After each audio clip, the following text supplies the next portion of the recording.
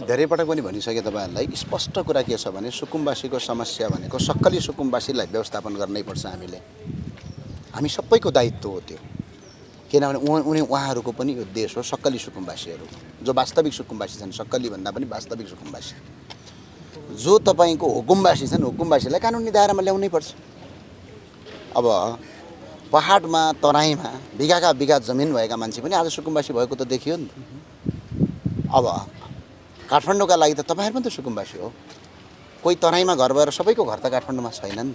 के सुकुम्बासी भन्न मिल्छ? मिल्दैन नि त। त्यो भावना नेपाल अधिराज्यभर कहीँ कतै पनि सम्पत्ति नभएका कहीँ कतै खाना लाउन नपुगेका मान्छेहरूको त व्यवस्थापन त हामीले गर्नै पर्छ। वास्तविक सुकुम्बासीहरूको व्यवस्थापन गर्नै पर्छ।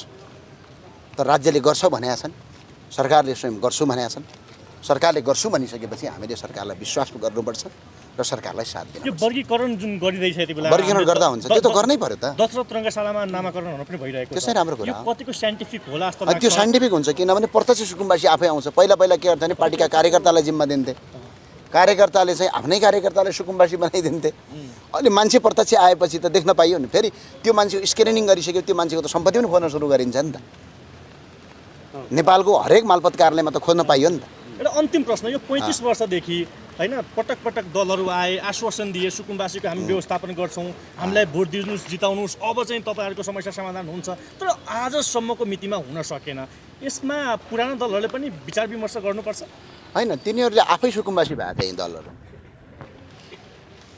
आफै जग्गा कब्जा गर्थे। अहिले जानुस् न, यिनीहरूका भातृ संगठन छन् सुकुम्बासी बस्ती। अनि ती नेताका त्यहाँ सुकुम्बासी बस्तीमा घर छन्, भाडामा लाएर पैसा खाइरहेछन्, आफू चाहिँ काठमाडौँमा घर ठडाएर बसिरहेछ। समस्या त्यही हो। समस्याको जड नै त्यही हो। सर्वहाराका दल पार्टी, सर्वहाराका दल भन्ने, सुकुम्बासी संगठन बनाउने, संगठनका नेताका अन्त घर बनाउने, अनि एउटा टहरो चाहिँ सुकुम्बासी बस्तीमा लगाएर भाडा खाने। त्यो सुकुम्बासी कसरी हुन सक्छ? के जरुरी छ कि छैन? विधेयकहरु पास गर्नु पर्यो। यही तपाईको भूमि सुधार ऐन पास गर्नु पर्यो सुकुम्बासीको समस्या समाधान गर्नका लागि।